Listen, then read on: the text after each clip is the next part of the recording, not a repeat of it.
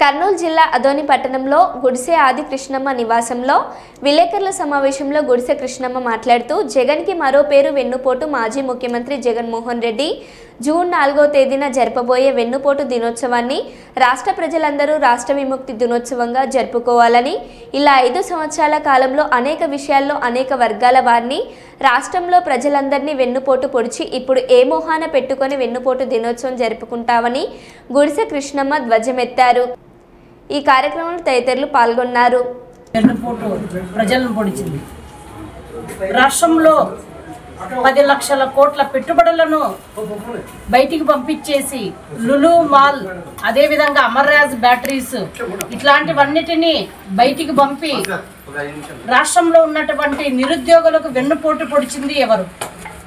అదేవిధంగా ఈరోజు 117 GO number తీసుకువచ్చి రాష్ట్ర వ్యాప్తంగా ఉన్నటువంటి దాదాపు 5 లక్షల మంది విద్యార్థులకు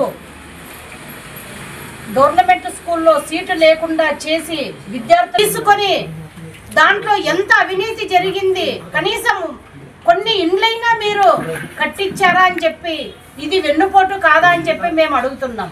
ఇది వెన్నుపోటు కాదు, వెన్నుపోటు విముక్తి దినోత్సవంగా ఇప్పుడు రాష్ట్ర ప్రజలందరూ కూడా జరుపుకోవాలని చెప్పి ఈ సందర్భంగా నేను తెలియజేసుకుంటున్నాను. ఇదొకటే కాదు, జగన్మోహన్ రెడ్డి ముస్లిం వాళ్ళకి ఇవ్వాల్సిన పెన్షన్లు కూడా 1000 పెంచడానికి ఆయన 5 సంవత్సరాల కాలం తీసుకొని అవ్వలకు తాతలకు వెన్నుపోటు పొడవలేదా? అదేవిధంగా ఎన్నో రకాలుగా ఇట్లాంటివి ఈరోజు నిరుద్యోగులైతేనేమి అన్ని వర్గాల వాళ్ళని కరెంటు బిల్లులు పెంచడం, పెట్రోల్ బిల్లులు తగ్గిస్తామని చెప్పి అధికారంలోకి వచ్చిన తర్వాత అదేమి మాట్లాడకుండా ఉండడం, ఏ వర్గం వాళ్ళు హ్యాపీగా ఉన్నారు ఆయన పీరియడ్లోనూ?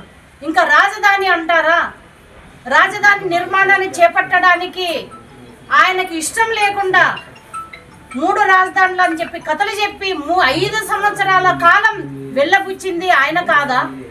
విశాఖను రాజధాని చేస్తానని చెప్పి విశాఖలో ఉండే భూములన్నిటినీ వాళ్ళ అనుచరులతో కబ్జా చేసి విశాఖ పరువును తీయడం వెన్నుపోటు కాదా అని చెప్పి నేను అడుగుతున్నాను.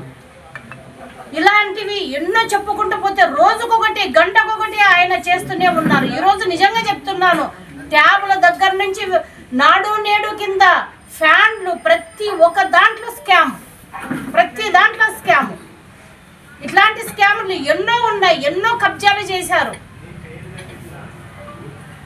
ఇవన్నీ కూడా ఆయన ప్రజలు చూసి భయభ్రాంతులకు గురై ఇతని కంటిన్యూగా ఉంటే మనం ఇంకా బతకలేమనే పరిస్థితుల్లోన జూన్ 4వ తారీఖున ప్రజలందరూ కూడా ఎన్డీఏ ఉమ్మడి ప్రభుత్వానికి 164 సీట్లు ఇచ్చి మాకు వెన్నుపోటు జగన్మోహన్ రెడ్డి గారు వద్దని చెప్పి వెన్నుపోటు విముక్తి దినోత్సవంగా ప్రజలు జూన్ 4వ తారీఖున జరుపుకున్నారు.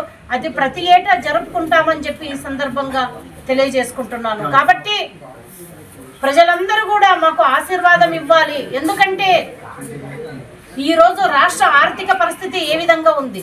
ఆయన కొన్ని లక్షల కోట్ల అప్పు చేసి అభివృద్ధి అనేది ఆయన చేయకుండా గాలికి వదిలేశాడు. మరీ ముఖ్యంగా పంచాయతీలను దాదాపుగా 33,326 గ్రామ పంచాయతీలను నిర్వీర్యం చేశాడు 5 సంవత్సరాల కాలంలో. 73, 74 అమెండ్మెంట్ క్రింద కేంద్రం నుంచి వచ్చినటువంటి నిధులను దాదాపుగా 8,900 కోట్ల నిధులను ఆయన పక్కకు మళ్లించి పంచాయతీలను నిర్వీర్యం చేశాడు. ఒక్క రోడ్డు కూడా వేయలేదని చెప్పి ఈ సందర్భంగా తెలియజేసుకుంటున్నాను. అది గ్రామ ప్రజలకు నీవు వెన్నుపోటు పొడిచినట్టు కాదా? ఈరోజు పంచాయతీ సర్పంచులకు వెన్నుపోటు పొడిచినట్టు కాదా? ఎంపీటీసీలకు వెన్నుపోటు పొడిచినట్టు కాదా? ఇలా చెప్పుకుంటూ పోతే ప్రతి వర్గం వాళ్ళకి, ఎన్నో వర్గాల ప్రజలకి ఈరోజు జగన్మోహన్ రెడ్డి గారు వెన్నుపోటు పొడిచి ఇప్పుడు వెన్నుపోటు దినోత్సవం ఏం మొహం పెట్టుకొని జరుపుకుంటామయ్యా అని చెప్పి ఈ సందర్భంగా తెలియజేసుకుంటున్నాను.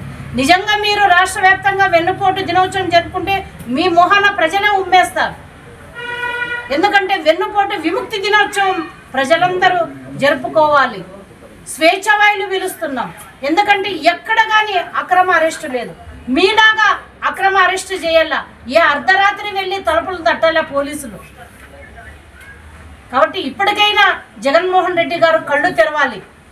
ప్రజలు ఇచ్చిన తీర్పును